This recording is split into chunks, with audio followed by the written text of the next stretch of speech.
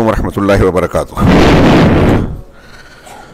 الحمدللہ رب العالمین والصلاة والسلام علی سید المرسلین وعلی آلہ وصحبہ اجمعین ومن تبعہم بإحسان الی یوم الدین۔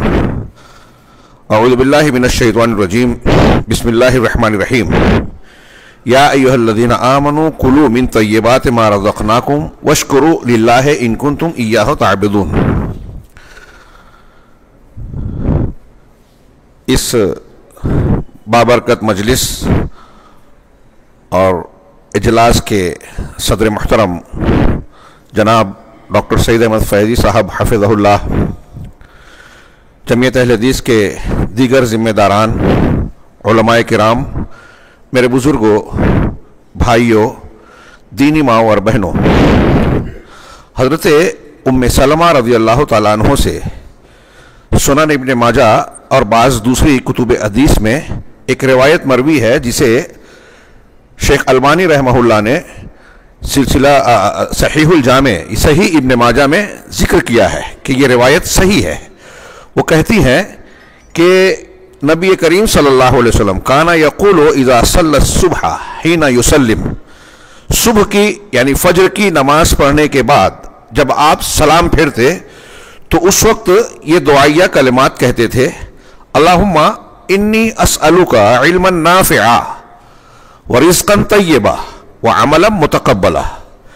یہ آپ کے روزانہ کا معمول تھا کہ فجر کی نماز کے سلام پھیرتے ہی آپ کہتے، اے اللہ مجھے علم نافع دے، نفع دینے والا علم، رزق طیب یعنی پاکیزہ روزی، اور عمل متقبل یعنی وہ عمل جو اللہ کے یہاں قبولیت کا شرف حاصل کرے۔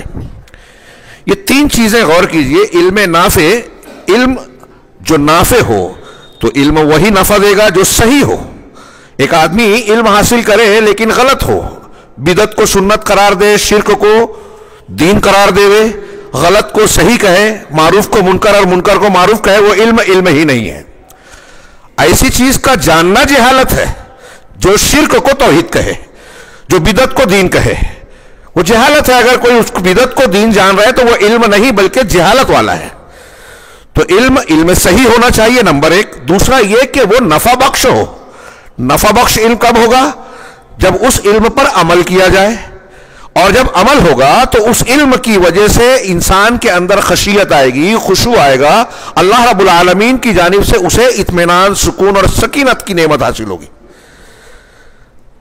اور پھر اسی کی برکت یہ ہوگی کہ وہ آدمی اس پر عمل کرتے ہوئے دوسروں کو بھی اس علم کو پہنچانے کی، دوسروں تک پہنچانے کی کوشش کرے گا۔ یہ ہے علم نافع۔ اور رسول اللہ صلی اللہ علیہ وسلم، غور کیجئے، سید المرسلین، اولین و آخرین کے علم کے جامع ہیں۔ آپ سے بڑا کوئی عالم ہوگا کیا؟ قرآن کا جاننے والا، وحی الہی کو، علم نبوت کا حامل۔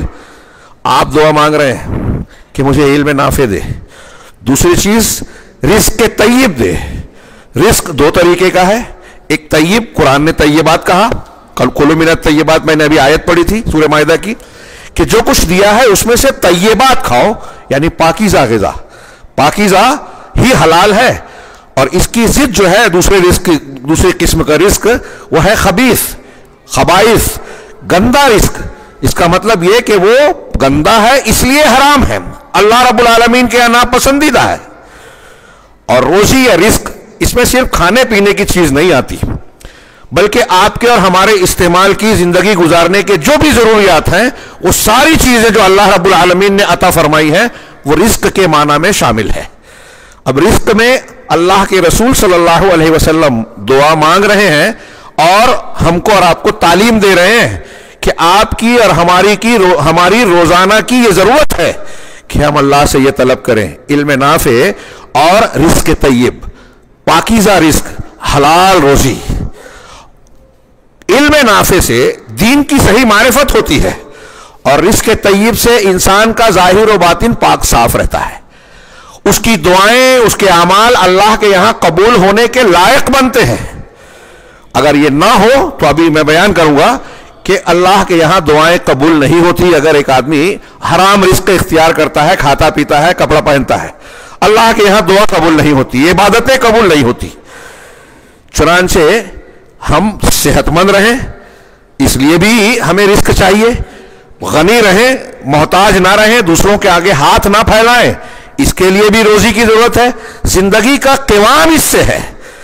اب آپ غور کیجئے کہ یہ پہلی دو چیز ہر انسان کی روزمرہ کی ضرورت ہے۔ ایک صحیح علم ہوگا تو صحیح دین ہوگا، صحیح راستے پر آدمی چلنے کا شعور حاصل کرے گا، اس کے اندر بیداری ہوگی، سمجھ ہوگی، اور صحیح رزق ہوگا تو محتاج نہیں رہے گا۔ یہ دونوں چیزیں ملے گی تو اللہ تبارک و تعالیٰ کے دین پر عمل کرنے کا صحیح موقع اسے حاصل ہوگا۔ اب جب وہ عمل کا موقع مل رہا ہے یا یہ دو نعمتیں مل گئی تو تیسری چیز مانگی وَعَمَلًا مُتَقَبَّلًا، ایسے عمل کی توفیق دے پروردگار جو تیرے یہاں قبول ہو جائے۔ قبولیت عمل کے لیے آپ بار بار سنتے ہیں کہ دو چیزیں شرط ہیں، اخلاص، توحید۔ ابھی آپ نے سنا کہ شرک ہوگا تو اللہ تعالیٰ کے یہاں عمل رد ہو جاتا ہے، ایسے ہی اگر رزق حرام ہوگا، حرام خوراک ہوگی، غلط دین پر عمل ہوگا، بدعت پر عمل ہوگی، تو وہ بھی اللہ کے یہاں وہ عمل ہوگا ہی نہیں، قابل قبول کہلائے گا ہی نہیں۔ تو عمل متقبل کب ہوگا، مقبول کب ہوگا؟ جب اخلاص ہو اور سنت رسول صلی اللہ علیہ وسلم کے مطابق ہو۔ آج کے اس پروگرام میں، اس کانفرنس میں کچھ باتیں میں نے سنی، اس تناظر میں مجھے بہتر معلوم ہوا کہ میں رزق حرام کے نقصانات اور اس کی آج کے ماحول میں کچھ شکلوں کی طرف اشارے بیان کرنے کی کوشش کروں۔ میں واضح طور سے ذکر کروں کہ اس درمیان کچھ خبریں آئی، اس سے پہلے بھی میں نے بعض دروس میں ذکر کیا، ایسی خبریں ملی کہ اس علاقے کے کچھ علماء ہیں، مسلک کی بات میں نہیں کرتا، علماء کہلاتے ہیں، اور ظاہر سی بات ہے کہ جب علماء کی شکل و صورت میں لوگ سامنے آتے ہیں اور دین کی باتیں کرتے ہیں تو معتقدین کسی نہ کسی حد تک ان پر بھروسہ رکھتے ہیں، بھروسے کی بنیاد پر ان کی باتوں کو وزن دیتے ہیں، قبول کرتے ہیں۔ ایک عام آدمی کوئی غلط کام کرتا ہے، غلط سمجھ کر کرتا ہے، وہ برائی کسی حد تک برائی ہے، لیکن اگر خواص میں کوئی برائی آئے اور وہ پھر اس کو شریعت کا غلاف لپیٹ کر یہ قرار دینے کی کوشش کرے کہ یہ شرعی طور سے جائز ہے، تو پھر یہ بہت ہی خطرناک بات ہے۔ دین کو بگاڑنا ہے، لوگوں کو گمراہ کرنا ہے، ایسے اماموں کو بلا شبہ گمراہ کرنے والے امام حدیثوں میں کہا گیا ہے، اور اس قسم کی حرکتوں سے پوری امت کا شیرازہ بکھرتا ہے، یعنی برائیوں کو گویا سند مل رہی ہے کہ یہ برائی نہیں ہے، یہ صحیح ہے، اور ایسی چیز کے ظاہر ہونے کے بعد میں ایسا مانتا ہوں، اور یہاں اہل علم موجود ہیں، وہ سب یہ کہیں گے کہ اس پر خاموشی اختیار کرنا بھی جانتے ہوئے جرم ہوگا۔ میں اشارہ کروں کہ کچھ کلپس اور تقریریں سوشل میڈیا پر چل رہی ہیں کہ بعض علماء جگہ جگہ گھوم کر تقریریں کر رہے ہیں، جلگاؤں کے شاید کوئی صاحب ہیں، اور کہیں کے ہیں، اخبارات میں بھی آ رہا ہے، جو یہ باور کرا رہے ہیں کہ مسلمانوں کی معاشی اقتصادی صورتحال بڑی کمزور ہو رہی ہے، اس کو بہتر بنانے کی ضرورت ہے، اور خاص طور سے مسجدوں کے ائمہ اور مؤذنین کی حالت بڑی خراب ہے، تو ان کی بہتری کے لیے انہوں نے ایک تدبیر اور راستہ یہ نکال لیا کہ ان کے نام سے اسٹاک ایکسچینج میں شیئر خریدے جائیں اور ان کی معاشی حالت کو بہتر بنایا جائے۔ انا للہ و انا الیہ راجعون۔ اور شیئر مارکیٹ کی چیزوں کو گھما پھرا کے تفصیل سے وہ یہ بیان کرنے کی کوشش کرتے ہیں کہ شرعی اعتبار سے اس میں کوئی قباحت نہیں ہے، بعض شرائط کے ساتھ اور بعض اعمال کو جو انہوں نے اپنی طرف سے ایجاد کیا کہ آپ اس میں سے جو منافع ہے حاصل کر لیں اور 33% جو ہے اس کو صدقہ و خیرات کر دیں تو بقیہ آپ کا جائز ہو جائے گا، مطلب یہ مان رہے کہ حرام تھا، اس کو جائز کرنے کی ایک راستہ نکالا۔ یہ صورتحال دیکھ کر میں ایسا سمجھتا ہوں کہ ہم کو بیدار ہونا چاہیے۔ اور کسی نے بتایا کہ دھولیے میں اس کا بڑا چلن ہو رہا ہے، کافی لوگوں نے اس میں مشارکت اور شمولیت اختیار کی ہے، ہمارے شہر مالیگاؤں میں بھی اس کے قدم پڑ رہے ہیں، اور جب علماء کی طرف سے ایک تحریک کی شکل میں اسے بیان کیا جا رہا ہے تو یہ یقینی بات ہے کہ بہت سارے لوگ اس گمراہی کا شکار ہوں گے۔ پہلے یہ کہ اس تناظر میں نے یہ اس عنوان کا انتخاب کیا، میں نے اس لیے بیان کیا۔ دوسرا یہ جو نتیجے کے طور پر آخر میں بیان کرنا چاہیے وہ میں شروع میں بیان کر رہا ہوں تاکہ آپ کو اس موضوع کی اہمیت کا احساس ہو کہ حرام خوری، حرام کاری کے کیا کیا نقصانات ہوتے ہیں۔ 20 نقصانات میں سے 4-5 کا انتہائی اختصار کے ساتھ ذکر کروں۔ سب سے پہلا نقصان تو یہ ہوتا ہے کہ حرمان و اجابتی دعا۔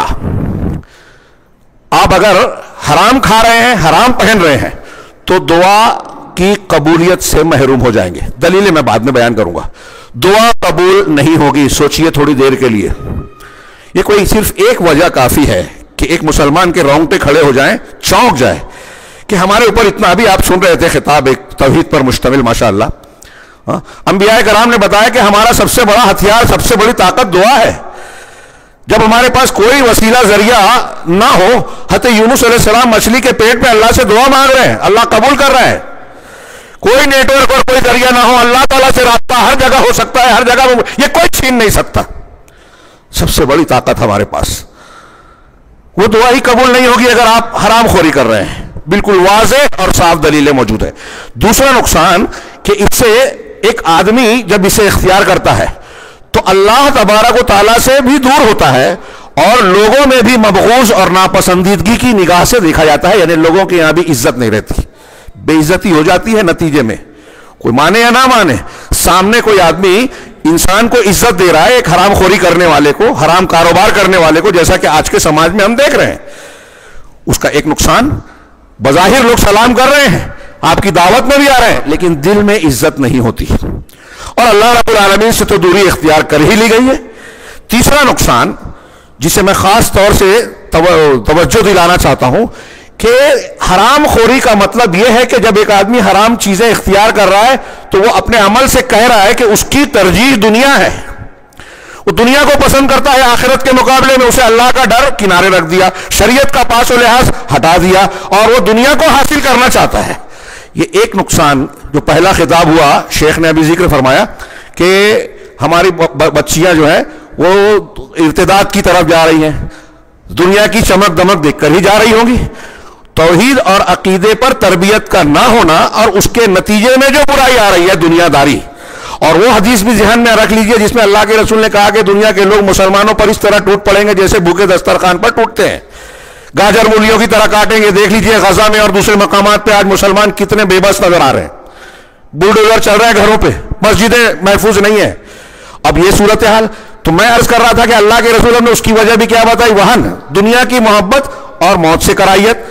اور یہاں جو تذکرہ میں کر رہا ہوں کہ جب ایک آدمی حرام خوری کر رہا ہے, سود بیاج, رشوت, بےایمانی, دھوکہ دہی اور حرام کی مختلف شکلیں اگر اختیار کر رہا ہے, اس میں اسٹاک ایکسچینج بھی جوڑ لیجئے, بینکنگ سسٹم بھی جوڑ لیجئے, اگر یہ کر رہا ہے تو اس کا مطلب یہ کہ وہ دنیا کی کو ترجیح دے رہا ہے, دنیا حاصل کرنا چاہتا ہے, دین کو پس پش ڈال رہا ہے, آخرت کو فراموش کر رہا ہے.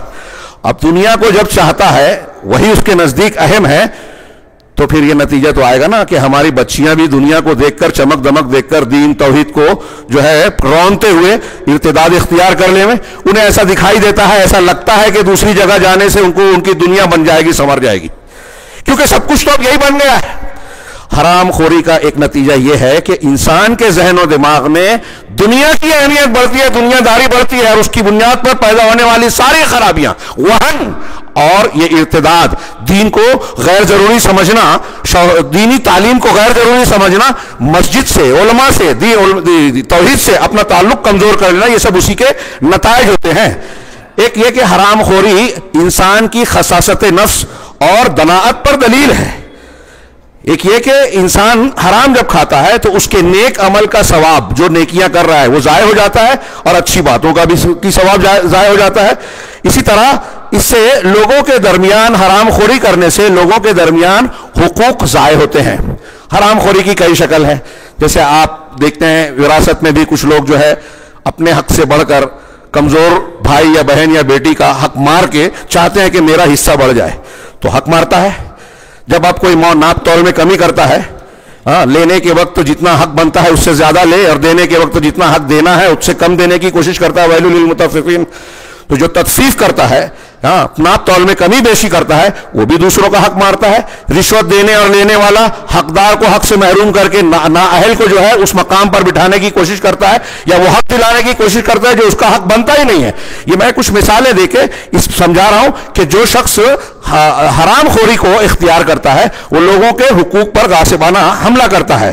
اسی طریقے سے حرام خوری سے, حرام چیزوں سے یا تو بدن کو نقصان پہنچتا ہے یا عقل کو یا دونوں کو. شراب پی رہا ہے ایک آدمی, سور کھانے لگے, بہت ساری دوسری حرام چیزوں کا استعمال کرے, تو یہ طے بات ہے کہ کہ وہ خبیث چیز کا استعمال کر رہا ہے تو اس کا جسمانی اور عقل و صحت کا نقصان ہونا ہی ہونا ہے۔ اسی طریقے سے یہ سب سے بڑا اور سب سے اہم نقصان، جو ایک نقصان ایک مومن بندے کے لیے، ایمان والے کے لیے کافی ہے، کہ حرام خوری انسان کو جہنم اور اللہ کے غضب تک پہنچاتی ہے۔ آپ حرام خوری کر رہے ہیں یا کوئی کر رہا ہے، اللہ ہمیں محفوظ رکھے، تو یہ جہنم کے راستے پہ لے جانے والا ہے۔ اسی طریقے سے یہ اللہ تبارک دنیا میں مختلف قسم کی مصیبتیں، یہ آخری پیش کر رہا ہوں حالانکہ بہت سارے نقصانات ہیں، وقت کی قلت کی وجہ سے طویل بات نہ ہو، کہ حرام خوری سے دنیا اور آخرت کے مختلف قسم کے نقصانات ہوتے ہیں۔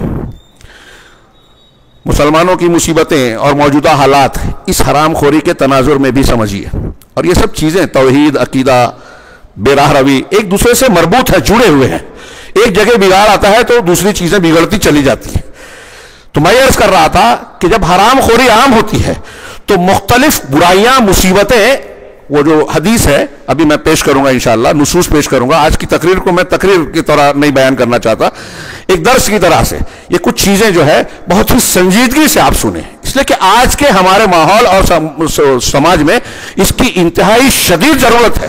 ہم لوگ یہ جو عنوان ہے میں بیان کر رہا ہوں، کچھ لوگ اس پر سننا پسند ہی نہیں کرتے، کچھ لوگ سنتے ہیں، جانتے ہیں تو اس کو بہت لائٹلی اور ہلکے میں لیتے ہیں۔ نتیجہ یہ ہے کہ مسلمانوں کی اینٹ سے اینٹ بجی ہوئی ہے، ہم محفوظ نہیں ہیں۔ اللہ رب العالمین کے دین کی جب ہم پرواہ نہ کریں، حلال حرام کی تمیز نہ کریں، تو پھر ہم کیسے محفوظ رہیں گے؟ میں نے جو آخری نقصان بتانے کی کوشش کی، یہ ایک نقصان اپنے اندر 20 نقصان سمیٹے، وہ کیا کہ حرام خوری سے دنیا کی، آخرت کی تو ہے ہی، دنیا کے اندر مختلف قسم کی مصیبتیں، دکھ اور پریشانیوں کا یقینی امکان ہے، امکان اور یقین دونوں کہہ رہا ہوں کہ آنا ہی آنا ہے۔ اب اللہ رب العالمین نے جب کہا ہے کہ اگر سودی لین دین تم اب بھی نہیں چھوڑو گے تو اللہ اور رسول سے جنگ کا اعلان کر دو۔ ہم سودی لین دین اگر کسی سماج میں دیکھے بڑھتا ہے تو اس کا مطلب وہ پورا سماج یا جو افراد کر رہے ہیں وہ اللہ کو جنگ کا اعلان کرتے ہوئے جنگ کی دعوت دے رہے ہیں۔ تو جو اللہ سے جنگ کرے گا کیا وہ محفوظ رہے گا، سیف رہے گا؟ اس کی دعائیں قبول ہوگی؟ اس کا گھر، اس کی عبادت گاہ یا وہ اپنا خود محفوظ رہ سکتا ہے؟ سوال ہی نہیں۔ اس سے برکتیں اٹھ جاتی ہیں۔ آج بے روزگاری، فاقہ کشی، مسلمانوں کی جو اقتصادی بدحالی، سماجی سیاسی سطح پر جو ہے کمزوری، تعلیمی میدان میں پچھڑ جانا، یہ سارا انحطاط، زوال، اس میں ایک بہت بڑا عنصر حرام خوری کا ہے۔ کیوں؟ اس لیے کہ اس میں اللہ رب العالمین کی لعنت بھی پڑتی ہے۔ نبی صلی اللہ علیہ وسلم نے بد دعائیں دی ہے نا، لعن اللہ آکل الربا وموکلہ وکاتبہ وشاہدہ وہم فیہ سواء۔ صحیح مسلم کی مشہور حدیث آپ بہت مرتبہ سن چکے ہیں کہ اللہ کی لعنت ہے سود کھانے والے، کھلانے والے، یعنی لینے اور دینے والے، لکھنے والے، گواہی دینے والے، دونوں پر، اور یہ سب کے سب گناہ میں برابر ہیں۔ اللہ کی لعنت، جب اللہ کی لعنت کا کیا مطلب ہے؟ اللہ کی رحمت سے دوری۔ اللہ کی رحمت کے بغیر کوئی جنت میں تو نہیں جا سکتا، دنیا میں بھی کوئی عزت اور سعادت نہیں پا سکتا۔ اب اگر ہم لعنتی کام کر کے سودی لین دین کریں، اور یہ صرف ایک سود حرام کی بہت ساری شکلوں میں سے ایک شکل ہے، اور ہمارے یہاں اختیار کیا جا رہا ہے، اسٹاک ایکسچینج میں بھی یہ موجود ہے، جب ہم اس کو عام کریں گے تو نتیجہ کیا نکلے گا؟ یہ میں نے چند نقصانات حرام خوری کے بتانے کی کوشش کی ہے۔ اب چند نصوص کو پڑھیے اور ان چیزوں کی دلیل کے طور پر بھی اسے دھیان میں رکھیے، اور اللہ رب العالمین اور رسول اللہ صلی اللہ علیہ وسلم کی تعلیم، ہدایت اور تنبیہ کے طور پر بھی۔ قرآن کی ایک آیت ہے سورہ بقرہ کی، وَلَا تَأْكُلُوا أَمْوَالَكُمْ بِالْبَاطِلِ وَتُدْلُوا بِهَا إِلَى الْحُكَّامِ لِتَأْكُلُوا فَرِيقًا مِّنْ أَمْوَالِ النَّاسِ بِالْإِثْمِ وَأَنْتُمْ تَعْلَمُونَ، کہ ایک دوسرے کا مال ناحق نہ کھایا کرو، نہ حاکموں کو رشوت پہنچا کر، لِتُدْلُوا بِهَا إِلَى الْحُكَّامِ، وَتُدْلُوا بِهَا إِلَى الْحُكَّامِ، حاکموں کو رشوت پہنچا کر کسی کا کچھ مال جانتے بوجھتے ظلم و ستم سے اپنایا مت کرو۔ یہ قرآن کی ایک آیت۔ دوسری اس سے ملتی جلتی سورہ نساء کی آیت ہے، یا ایھا الذین آمنوا لا تأکلوا اموالکم بینکم بالباطل، اے ایمان والو تم آپس میں اپنے مال کو باطل طریقے سے، ناجائز طریقوں سے نہ کھاؤ، الا ان تکون تجارتا عن تراض منکم، الا یہ کہ تمہاری باہمی رضامندی سے خرید و فروخت معاملہ ہو، تجارت ہو، آپ دھندا کاروبار کر رہے ہیں تو باہمی رضامندی سے، جس میں دھوکہ نہ ہو، ناجائز چیزوں کا لین دین نہ ہو، اور دوسری شرائط ہیں، اگر باہمی طور سے باہمی رضامندی کے ساتھ خرید و فروخت ہو رہی ہے تب تم لے سکتے ہو. اور اپنے آپ کو، اللہ نے کہا وَلَا تَقْتُلُوا أَنفُسَكُمْ، اور اپنے آپ کو قتل نہ کرو، یقیناً اللہ تم پر نہایت مہربان ہے. یہاں اپنے آپ کو قتل نہ کرو کا سیاق و سباق سے کیا تعلق ہے، میں اس تفصیل میں فی الحال نہیں جاتا. تیسری آیت جو میں نے اپنے خطبہ حمد و صلات کے بعد خطاب کے شروع میں پڑھی، یا ایھا الذین آمنوا کلوا من طیبات ما رزقناکم، اے ایمان والو جو کچھ ہم نے تم کو عطا کیا ہے، رزقنا وہی رزق سے نوازش، عطا، اللہ نے جو کچھ عطا فرمایا ہے، اللہ کہہ رہا ہے کہ ہماری نوازشوں میں سے جو کچھ تمہارے پاس ہے اس میں جو طیبات ہیں اسے کھاؤ. طیبات پاکیزہ، اس کا مطلب جو طیبات نہیں ہیں وہ پاکیزہ نہیں ہے، وہ حرام ہے، وہ خبائث ہے. دوسری آیتوں میں موجود ہے، یہ صرف اس آیت سے میں نہیں کہہ رہا ہوں. مفہوم مخالف یہ نکلا کہ جو طیب نہیں ہے اسے نہیں کھانا ہے، جو گندا ہے. اب گندا یا خبیث ہونے کی کیا معیار کیا ہے، اس میں اختصار کے ساتھ میں یہ عرض کروں کہ شریعت نے جن چیزوں کو حرام کیا ہے وہ اس بات کی دلیل ہے کہ وہ خبیث ہے. وہ ہم سائنٹیفکلی، میڈیکلی اور جدید جو تحقیقات سے اس کو ثابت کر پائیں نہ کر پائیں. سور جب حرام کیا تھا اللہ تعالیٰ نے 1400 سال پہلے، تو اس وقت اس کے وہ نقصانات سامنے نہیں آئے تھے جو آج کے ترقی یافتہ دور میں سامنے ہیں. لیکن اہل علم نے، چونکہ اللہ اور رسول کی بات غلط نہیں ہوتی، اس بات کو شعور سے، علم اور عقل سے جانا تھا، مانا تھا، تو اب سچی ذات کی بات غلط نہیں ہو سکتی، اس بنیاد پر ایمان لایا.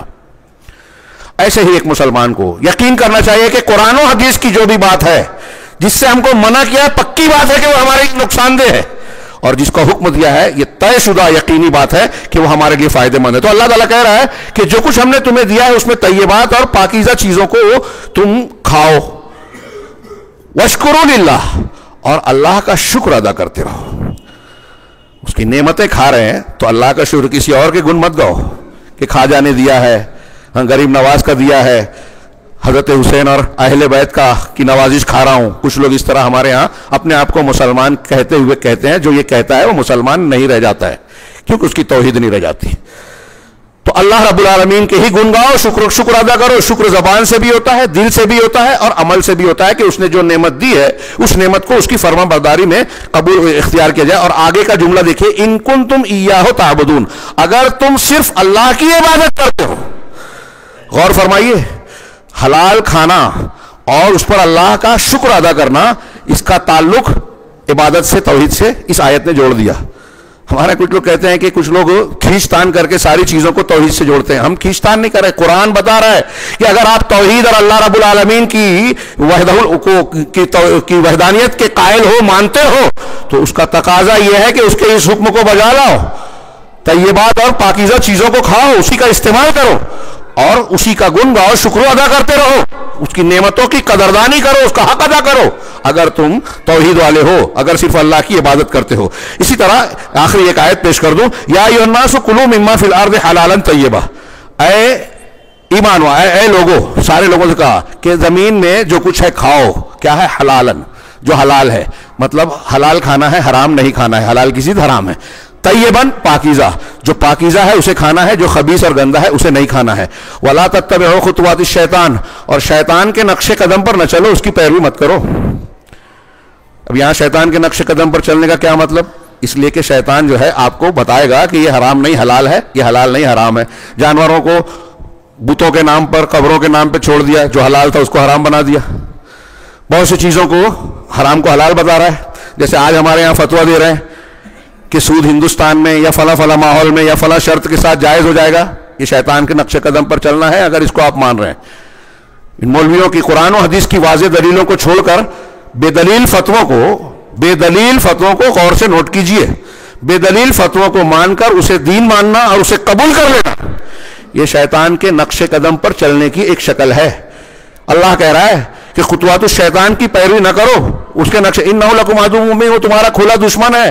جیسے آدم علیہ السلام کو کہا تھا کہ یہ جھاڑ کھا لو، درخت کھا لو، یہ شجرۃ الخلد ہے، قرآن نے کہا یعنی یہ کھا لو گے تو جنت میں ہمیشہ رہو گے. جو کھانا جنت سے نکالنے کی وجہ تھا بنا اور نکالنے کی وجہ بننے والا تھا، اسے شیطان نے پٹی پڑھائی حضرت آدم علیہ السلام اور حوا علیہ السلام کو، ہمارے والدین کو، جد امجد کو. کیا کہ اس کو کھا لوگے تو جنت میں سے نکلو گے نہیں، جبکہ اس کو کھا کر ہی جنت سے نکلنا پڑا. تو یہ شیطان الٹی بات سکھاتا پڑھاتا ہے. تو اگر آپ اس کی پیروی کرو گے تو جو نقصان دہ ہے، حرام ہے، وہ اس کو حلال بتائے گا، جو حلال ہے اس کو حرام بتائے گا. اللہ کے نبی صلی اللہ علیہ وسلم ان آیتوں کو سامنے رکھیے. بہت ساری حدیثیں ہیں، ایک دو حدیثیں آئے گی آگے. میں آج کے تناظر میں یہ کہنا چاہ رہا ہوں کہ یہ عنوان کتنا اہم ہے. اللہ کے نبی صلی اللہ علیہ وسلم کے اس فرمان سے جو بخاری کا ہے آگے میں پیش کر رہا ہوں، اس سے بھی آپ اندازہ لگا سکتے ہیں. حضرت ابو ہریرہ رضی اللہ تعالیٰ عنہ سے مروی ہے، اللہ کے رسول نے فرمایا لَيَأْتِيَنَّ عَلَى النَّاسِ زَمَانٌ، کہ لوگوں پر ایک زمانہ ایسا ضرور آئے گا کہ لا يبال المرء بما اخذ المال، کہ آدمی اس بات کی پرواہ نہیں کرے گا کہ مال کہاں سے حاصل کیا. امن الحلال ام من حرام، حلال طریقے سے یا حرام راستے سے. یہ صحیح بخاری کی حدیث ہے. اور اللہ کے رسول کے فرمان پر ہمارا ایمان ہے، ہونا چاہیے، نہیں ہوگا تو ایمان ہی نہیں رہے گا، ایمان سے نکل جائیں گے. یہ اللہ کے رسول جب فرما رہے ہیں کہ ایسا زمانہ آنا ہی ہے، ڈبل تاکید کے ساتھ ہے. میں ترجمے میں کہا لا یاتین، نون تاکید بھی ہے، لام بھی ہے، تاکید کے معنی ڈبل دے رہا ہے. اسی لیے کہا کہ ایسا معاملہ زمانہ ضرور آئے گا، پکا ہے، قطعی ہے. نبی کریم صلی اللہ علیہ وسلم سادے الفاظ میں بھی کہتے تو پکا تھا، آپ نے خود زور دے کر کہا کہ آنا ہی آنا ہے. اور آج ہم اپنی آنکھوں سے دیکھ رہے ہیں، آپ کی سچائی کی دلیل بھی ہے. اور ہمارے اور آپ کے لیے یہ تنبیہ ہے کہ بیدار رہنا کہ انسان یا آدمی اس طرح کے راستے کو اگر اختیار کرتا ہے کہ وہ حلال اور حرام کی پرواہ نہیں کرتا تو تم ان میں شامل نہیں ہو جانا. اگر آپ اس کی طاقت نہیں رکھتے کہ پورے سماج معاشرے کی اصلاح کر سکو تو کم سے کم اپنی اور اپنے ارد گرد کی اصلاح کرنے کی تو کوشش کرنی چاہیے. یہی مقصود ہے اس حدیث کا. اللہ کے رسول صلی اللہ علیہ وسلم کی ایک اور حدیث ہے، حضرت ابو ہریرہ ہی سے روایت ہے، یہ صحیح مسلم کی حدیث ہے. یا ایھا الناس ان اللہ طیب لا يقبل الا طیبا، جو میں نے نقصانات بچائے ہیں کہ دعا قبول نہیں ہوتی، عبادت قبول نہیں ہوتی. اس حدیث کے تناظر میں دیکھیے کہ اے ایمان والو، اللہ کے رسول صلی اللہ علیہ وسلم نے فرمایا یا ایھا الناس، اے لوگو، یقیناً اللہ پاکیزہ ہے، طیب ہے، لا يقبل الا طیبا، اور پاکیزہ چیز کو ہی قبول کرتا ہے.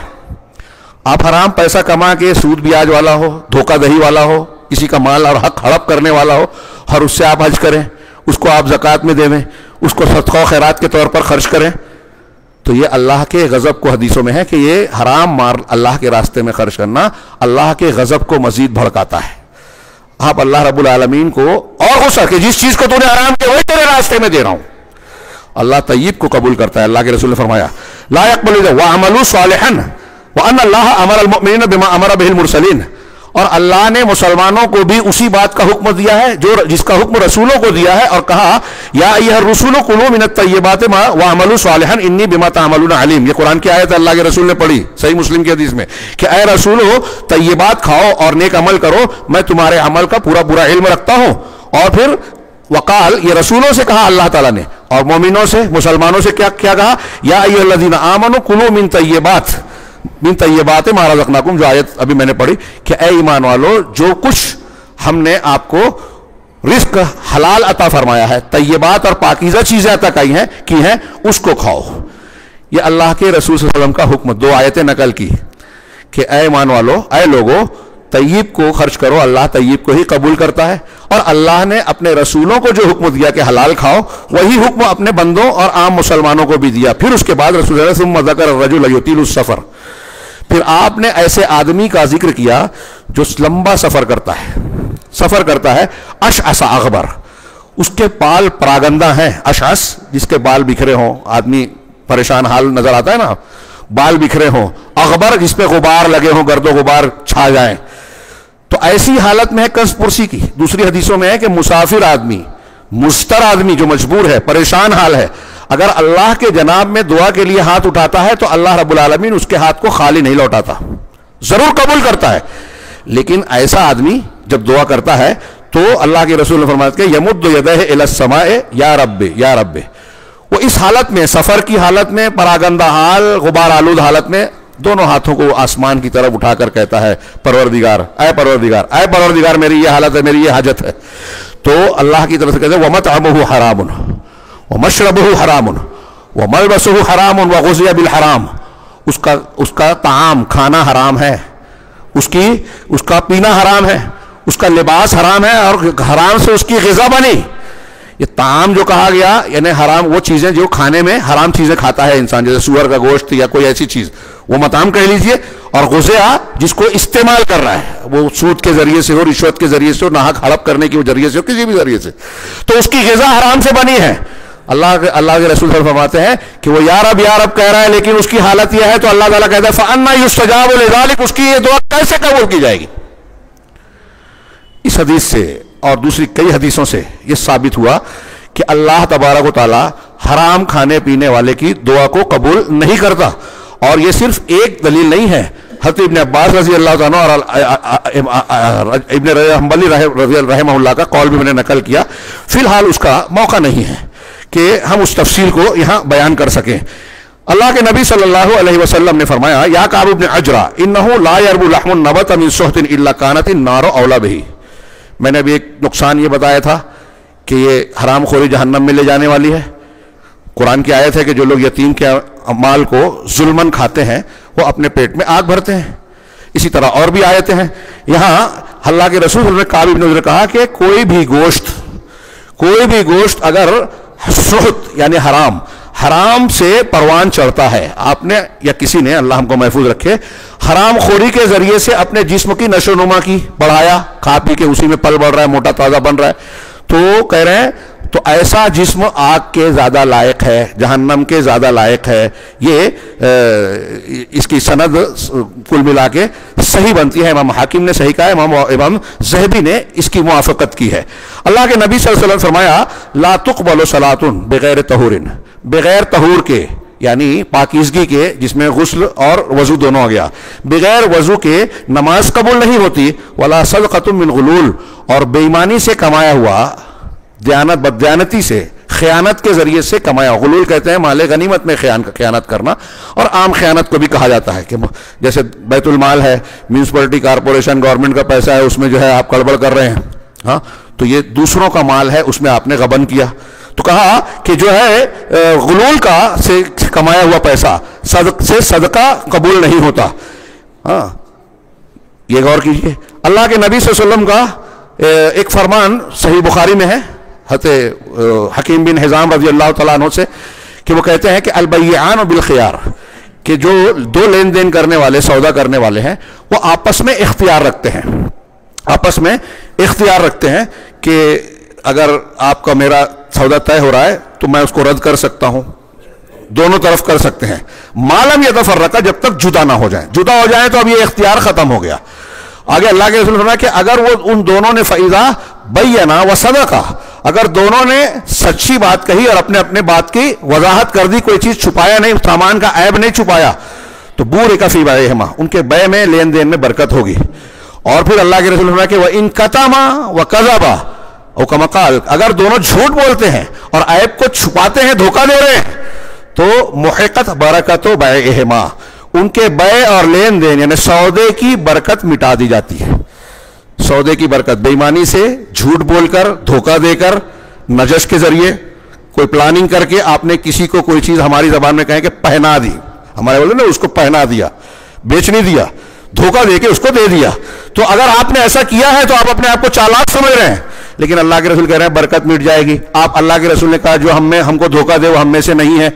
اللہ کے رسول نے مزابنہ، محاقلہ اور بے کی اور کئی شکلیں ہیں جن میں دھوکہ دیا جاتا ہے، ان تمام شکلوں کو حرام قرار دیا. امام مسلم نے نقل کیا کہ ایک جامع حدیث یہ ہے کہ اللہ کے رسول نے ہر اس بے کو، لین دین کو حرام کیا جس میں غرر ہے، دھوکہ ہے. جہاں دھوکہ ہے وہاں حرام ہے، حرمت ہے، ممانعت ہے شریعت کی. اور اس ذریعے سے کمائے ہوئے دولت اور پیسے میں آپ کو اضافہ نہیں ملے گا برکت. تو مسلمانوں کے مال کی برکت مٹ جائے گی اگر حرام لین دین کر رہے ہیں. اسی طریقے سے اللہ کے نبی صلی اللہ علیہ وسلم کی ایک حدیث ہے، حضرت ام سلمہ رضی اللہ تعالیٰ عنہ. میں مختصر میں ایک دو روایت پیش کر کے نتیجے پر آتا ہوں. حضرت ام سلمہ رضی اللہ تعالیٰ عنہ سے، بخاری اور مسلم دونوں کی روایت ہے، میں بخاری کے الفاظ یہاں پیش کر رہا ہوں. اللہ کے نبی صلی اللہ علیہ وسلم نے فرمایا کہ حضرت ام سلمہ کہتی ہیں، آپ نے فرمایا انما انا بشر، اللہ کے رسول کہہ رہے ہیں کہ میں تو ایک انسان ہوں. ہاں انکم تختصمون الی، تم لوگ میرے پاس اپنا جھگڑا مقدمہ لے کر آتے ہو. ولعل بعضکم ان یکون الحن بحجتہ من بعض، ایسا ہو سکتا ہے کہ تم میں سے کوئی آدمی اپنی دلیل اور حجت کو دوسروں سے کے مقابلے میں پیش کرنے میں زیادہ چرب زبان ہو، زیادہ اچھے ڈھنگ سے، یا آج کی زبان میں کہہ لیے کورٹ میں اچھا وکیل ہے اس کا، جو صحیح کو جھوٹ اور جھوٹ کو سچ بنا سکتا ہے پیش کرنے میں. تو ہو سکتا ہے کہ تم میں سے کوئی دوسرے کے مقابلے میں زیادہ چرب زبانی سے اپنی دلیل پیش کر دے، تو اللہ کے رسول صلی اللہ علیہ وسلم کا جملہ سنیے، آپ فرماتے فَأَقْضِي لَهُ عَلَى نَحْوِ مَا أَسْمَعُ، اور میں جیسا سنتا ہوں، سامنے والے کی بات کو جیسا میں سن رہا ہوں اسی کے مطابق اگر میں فیصلہ کر دے رہا ہوں. ہاں فَمَنْ قَضَيْتُ لَهُ مِنْ حَقِّ أَخِيهِ شَيْئًا فَلَا يَأْخُذْهُ.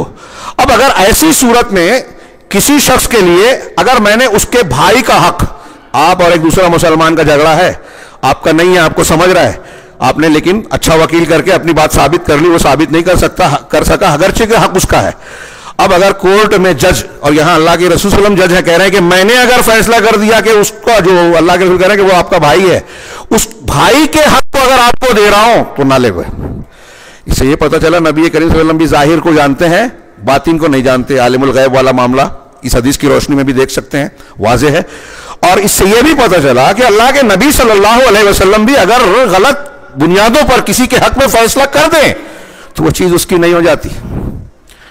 ہاں میں آپ کے گھر پر قبضہ کر لوں، کورٹ میں جا کے ڈگری حاصل کر لوں، تو وہ کورٹ کے فیصلے کی وجہ سے آپ کی چیز میری ہو جائے گی کیا؟ ہمارے ہاں کچھ لوگ یہ بھی فتویٰ دے دیتے ہیں، یہاں تک فتویٰ دے دیا گیا، فقہ کی کتاب میں لکھ دیا گیا کہ آپ کی بیوی کو اگر کوئی شخص اٹھا کے لے گیا، اغوا کر لیا اور قاضی کے سامنے پیش کر کے دعویٰ کر لیا اور دو گواہ پیش کر دیا کہ یہ اس کی نہیں میری بیوی ہے، اور دونوں نے گواہی دے دی، قاضی نے فیصلہ کر دیا، تو وہ اس کی ظاہراً اور باطناً اس کی بیوی ہو جائے گی. ظاہر میں تو ہو جائے گی، باطن میں کیسے؟ یہ فقہ حنفی کی کتاب میں درج ہے، اور اس کو فقہات کہتے ہیں. آپ کی عقل قبول کرتی ہے کیا؟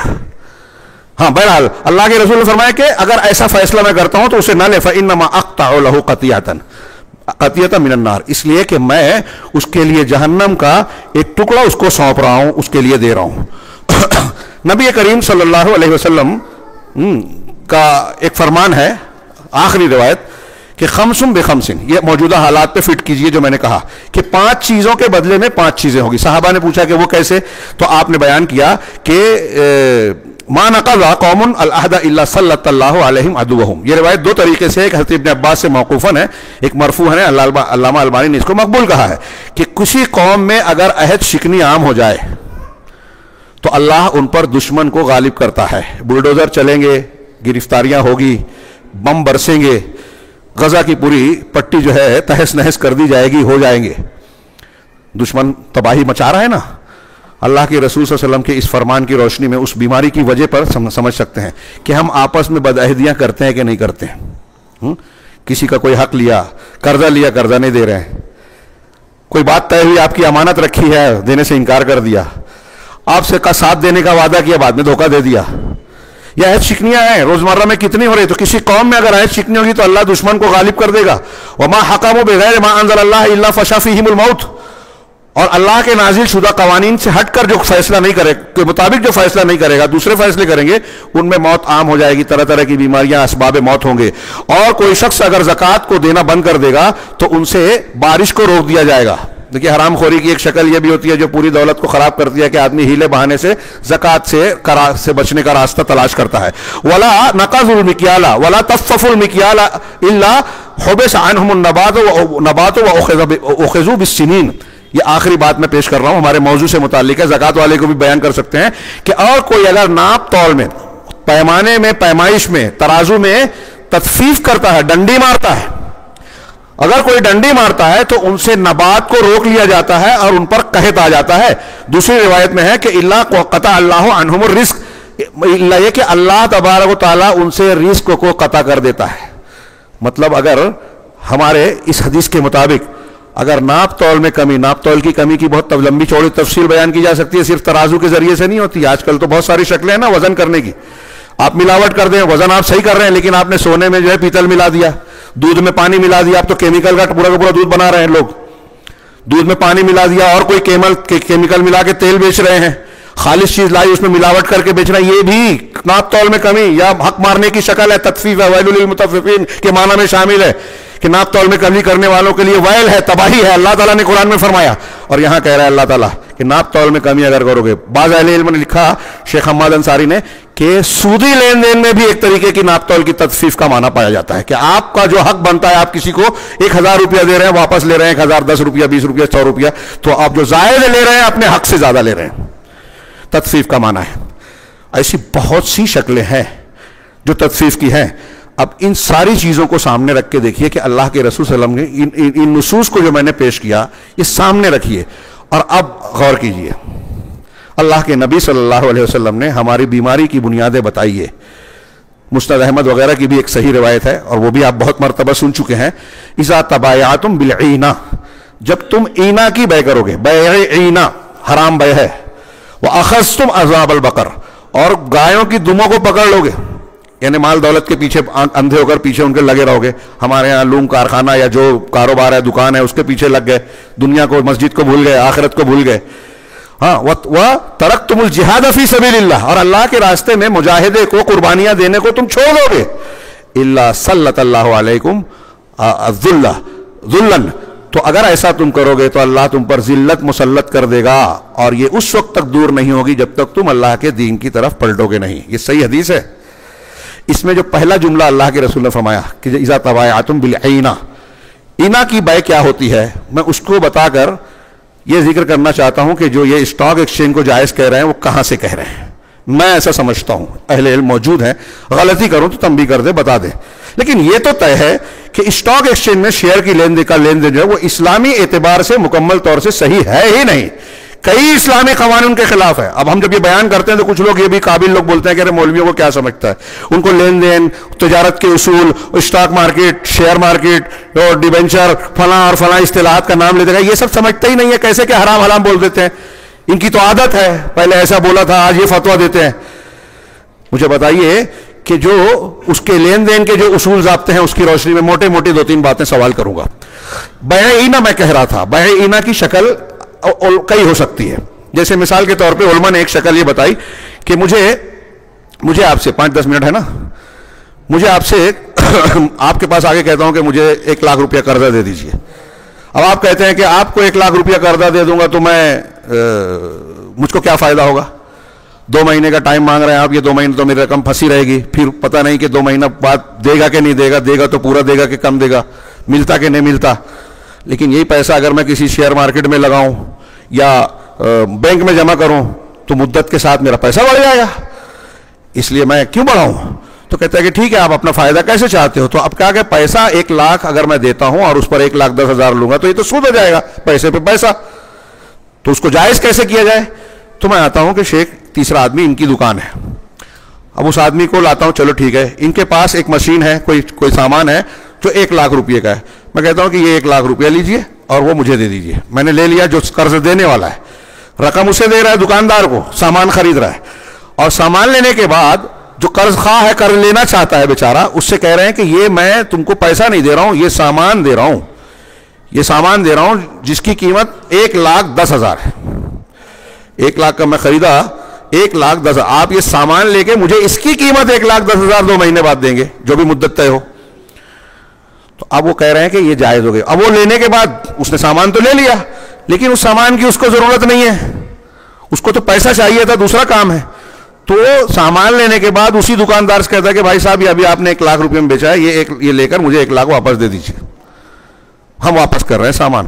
تو کبھی کبھی دکاندار بھی کہتا ہے کہ تم لوگوں نے تو اپنے آپ کو فائدہ پہنچا لیا, میرا کیا فائدہ. کہا ٹھیک ہے 95 ہی دے دو, 95,000 دے دو, 5,000 آپ کا بھی فائدہ ہو جائے. ایسا بھی ہوتا ہے. یہ بیع عینہ کی ایک شکل ہے جس کو اللہ کے رسول صلی اللہ علیہ وسلم نے حرام کیا. میں نے بہت ساری شکلوں میں سے, آج کل ہمارے ہاں یہ ہوتا ہے, مالیگاؤں میں ایسا کچھ لوگوں نے سوال کیا تھا, وہ بھی بیع عینہ کی شکل ہے کہ میری زمین ہے, اب مجھے فیملی کے ساتھ حج کرنے, عمرہ کرنے یا کسی اور ضرورت سے جانا ہے, میرے پاس پیسے کم پڑ رہے ہیں کیش پیمنٹ. تو میں آتا ہوں, ایک آدمی جو صاحب مال ہے اس کے پاس آتا ہوں, کہتا ہوں کہ یہ میری فلاں زمین, پلاٹ یا پراپرٹی ہے, آپ اس کا کاغذ رکھ لیجئے اور مجھے 5 لاکھ دے دیجئے, میں 5 لاکھ میں آپ کو بیچ رہا ہوں. تو آپ نے میری زمین 5 لاکھ میں خرید لی, میں واپس آنے کے 3 مہینے بعد 4 مہینے بعد وہی زمین آپ سے 6 لاکھ میں خرید لوں گا. تو خوش ہو جاتا ہے کہ بیٹھے بٹھائے میرا 1 لاکھ کا فائدہ ہو رہا ہے, وہ ایسا کرتا ہے. تو حقیقت میں دیکھا جائے کہ وہ 5 لاکھ قرضہ لیتا ہے اور 5 لاکھ قرض پر 6 لاکھ دینا چاہتا ہے, ہیلے اور حرام کو حلال بنانے کے لیے بیچ میں وہ پراپرٹی ڈال رہا ہے، کاغذ ڈال رہا ہے. یہ بھی بیع اینا کی شکل ہے جو حرام ہے. اب اسٹاک ایکسچینج پہ آئیے. جب ہمارے ہاں جو لوگ یہ بحث کرتے ہیں کہ وہاں مشارکت اور حصے داری والا اسلامی قانون کے مطابق جو ہے بزنس اور دھندا ہوتا ہے، تو میرا پہلا سوال وہاں یہ ہے کہ جو لوگ شیئر خریدتے ہیں، مشارکت کی بات کریں گے، بھائی کمپنی نے شیئر اپنا مقرر کیا ہے، اس کی تفصیلات میں فی الحال نہیں جاتا. ہاں، کمپنی نے اپنا شیئر وہاں ڈالا. اب ایک شیئر کی جو بھی قیمت رکھی ہے وہ آپ نے خریدا. تو مجھے بتائیے کہ جو لوگ شیئر مارکیٹ میں، اسٹاک ایکسچینج میں شیئر خریدتے ہیں، ان میں سے کتنے پرسنٹ لوگ ایسے ہیں جو شیئر خریدنے کے بعد یہ دیکھتے ہیں کہ اس کمپنی کا جس کا میں نے شیئر خریدا ہے سال پورا ہونے کے بعد کتنا منافع ہوتا ہے، اور اس منافع میں میرے شیئر کے مطابق جو میرا پرسنٹ بنے گا میں اس اعتبار سے اس سے جو ہے فائدہ لوں گا. یعنی اگر فرض کیجئے کہ میرا 10,000 کا شیئر ہے اور پورے حساب میں جو گوشوارہ آ رہا ہے، اس کو کیا بولتے ہیں جو لسٹ بناتے ہیں، آمد و خرچ گوشوارہ جو بناتے ہیں، ہاں کون لسٹ کہتے ہیں اس کو، تو اس کے مطابق میرا فرض کیجئے کہ میرا منافع 500 بن رہا ہے، 500، تو میں اپنے 10,000 کے شیئرز پر اس کمپنی کا 500 کا شیئر کا فائدہ لیتا ہوں. یہ میں بزنس کر رہا ہوں مشارکت والا جو آپ دلیل کے طور پر پیش کرتے ہیں. یہ دلیل ہے، اس کو پیش کیا نا کہ آپ نے مشارکت کا اسلامی قانون کے مطابق ہو رہا ہے. تو جب آپ شیئر مارکیٹ میں شیئر خریدتے ہیں تو کیا آپ کا مقصد بزنس ہوتا ہے؟ میرے علم کے مطابق تو ایسا شاید کوئی نہیں. جو لوگ بہت بڑی شکل میں خریدتے ہیں، کمپنی چلانے والے لوگ جیسے اڈانی، امبانی اور اس قسم کے لوگ جو چھوٹے بھی بزنس کرنے والے ہوں، تو وہ لوگ بہت زیادہ خرید کے اپنے موقع سے اس کو حاصل کرتے ہیں اور شیئر کے اوپر فائدہ حاصل کر کے کمپنی میں اپنی بات رکھتے ہیں، کمیٹی کے ممبر ہوتے ہیں. شیئر مارکیٹ کے جو شیئر ہولڈر چھوٹے موٹے ہوتے ہیں جو لگاتے ہیں نا پیسہ، کوئی بھی بزنس نہیں کرتا. تو کیا کرتا ہے؟ ابھی میں جاتا ہوں، آج کے دن میں نے ایک شیئر خریدا. شیئر خریدنے کے 1 گھنٹے بعد، 2 گھنٹے بعد یا 1 دن اور 2 دن کے بعد میں سوچتا ہوں کہ جو میں نے 1,000 کا خریدا ہے، اگر اس کی 11,000 12,000 قیمت ہو جائے، 2,000 3,000 قیمت ہو جائے تو میں فوراً بیچ دوں گا.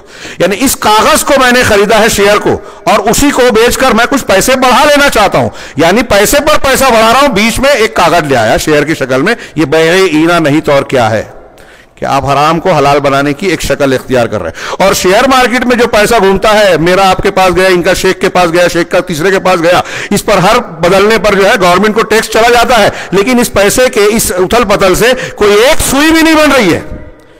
یہ دنیا کی کتنی بڑی حماقت کی بات ہے کہ اتنی بڑی رقم پوری دنیا میں لوگوں کے سامنے بس یوں ہی کاغذ کی بنیاد پر ادھر ادھر ہوتی ہے، اور وہی رہتا ہے کہ یہ کمپنی کے لیے اس سے پیسہ حاصل ہوتا ہے اور کمپنی اپنی چل رہی ہے.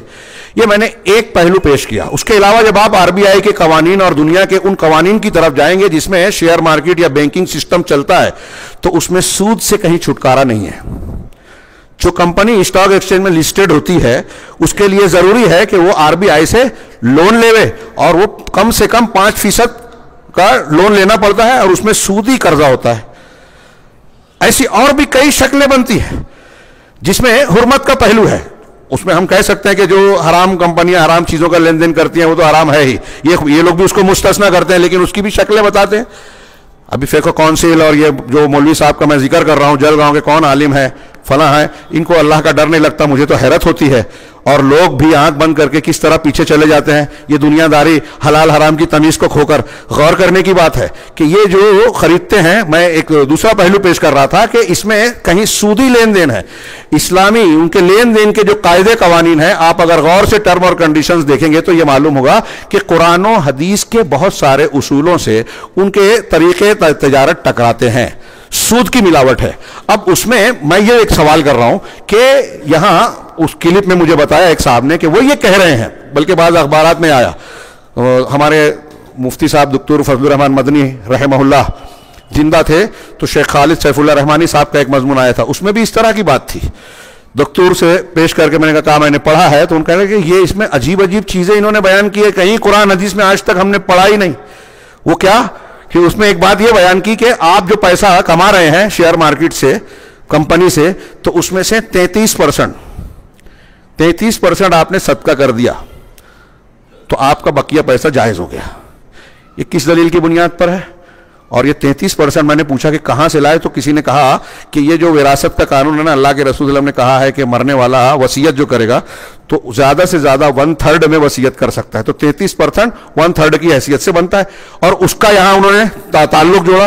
تو میں نے کہا کہ وصیت میں 1/3 کا جواز یا تعلیم، وہ شیئر مارکیٹ میں کسی حرام کو حلال بنانے کے لیے 1/3 کو خرچ کر کے کیسے تعلق ہے، کہاں سے لائے؟ ہمارے ایک دوست نے کہا کہ یہ قیاس محل فارق میں بھی بہت بڑا فارق ہے، یعنی ایسی چیز پر قیاس کرنا جس کا مقیس اور مقیس علیہ سے کوئی تعلق ہے ہی نہیں۔ اور میں نے ایک چیز یہ بھی پڑھی، اس میں دکتور نے بتایا کہ ان کی تحریر میں یہ بھی تھا کہ اگر 30% سے کم سود ہے لین دین کے اندر تو وہ جائز ہوگا، 30% یا اس سے زیادہ تو ہاں اتنا پرسنٹ تو کوئی دیتا بھی نہیں ہے، میں نے سنا ہے کہ 12%، 11%، 14%، 15% زیادہ سے زیادہ ہوتا ہے، اور جو دھوکہ دینے والی کمپنیاں آتی ہیں وہ تھوڑا اور بڑھا دیتی ہیں دکھانے میں پرکشش نظر آئے۔ تو خیر میں یہ عرض کرنا چاہتا ہوں کہ یہ جو اسٹاک ایکسچینج کا جو طریقہ کار ہے ہمارے یہاں بازاروں میں جو لین دین ہو رہا ہے، ہمارے دھولیے کے بہت سارے احباب، پیچھے ہم لوگ ایک مجلس میں بیٹھے تھے، یہاں سوال جواب ہو رہا تھا، تو اس میں جو لوہے وغیرہ کا کاروبار ہوتا ہے اس میں بھی بہت ساری شکلیں حرام کی ہے، ہاں وہی انہوں نے بتایا۔ تو میں یہ عرض کرنا چاہتا ہوں اس پورے بیان کے بعد کہ جو قرآن کی آیتیں اور حدیثیں ہم نے پڑھی سنی، ہمارا ایمان ہے، ہم اگر چاہتے ہیں کہ ہماری دنیا بھی اچھی رہے، محفوظ رہے، ہمارے بچے صحیح طریقے سے، ہماری اولاد فرما بردار اولاد بنے، ان کو اگر ہم نے حرام لقمہ کھلایا تو وہ مرتد ہو سکتے ہیں، مرتد نہ ہو تو آپ کے باغی بن سکتے ہیں، وہ یورپ اور امریکہ یا دنیا دار لوگوں کی طرح بڑے ہونے کے بعد اپنے ماں باپ کی بے عزتی کرنا، ان پر ہاتھ اٹھانا، ان کو گھر سے نکالنا، یہ حرکتیں کر سکتے ہیں۔ اگر آپ چاہتے ہیں کہ یہ سب نہ ہو، اپنی کوشش جو ہم کر سکتے ہیں تو اس میں ہمیں ان کی اسلامی تربیت کرنا چاہیے، اور اس تربیت کا ایک اہم پہلو ہے کہ ہم خود اپنے لیے جو لقمہ بنائیں، اپنے بچوں کو کہ منہ میں جو لقمہ ڈالیں وہ حرام کا نہ ہو، پاکیزہ ہو، ورنہ حرام کھانے سے دعائیں قبول نہیں ہوتی، عبادتیں قبول نہیں ہوتی، جہنم کے راستے پہ جاتے ہیں، اللہ کے عذاب کو دعوت دیتے ہیں، دین سے دوری اور دنیا داری آتی ہے، پھر اس کے نتیجے میں اگر ہمارے بچے مرتد ہوتے ہیں تو ہمیں شکوہ شکایت کرنے کی گنجائش نہیں ہوتی، اللہ کے مختلف قسم کے عذاب آ سکتے ہیں۔ اللہ تبارک و تعالی ہر قسم کے عذاب اور فتنوں سے دنیا کے بھی اور آخرت کے بھی ہمیں اور آپ کو محفوظ رکھے، اور ہمیں اپنے دین پر کا علم حاصل کرنے والا، اس پر عمل کرنے والا، اور دوسروں تک اپنی طاقت اور علم کے مطابق پہنچانے والا بنائے، اور اس کی برکت سے دنیا اور آخرت میں ہر قسم کی کامیابی سے نوازے۔ وآخر دعوانا ان الحمدللہ رب العالمین وصلی اللہ علی نبینا محمد۔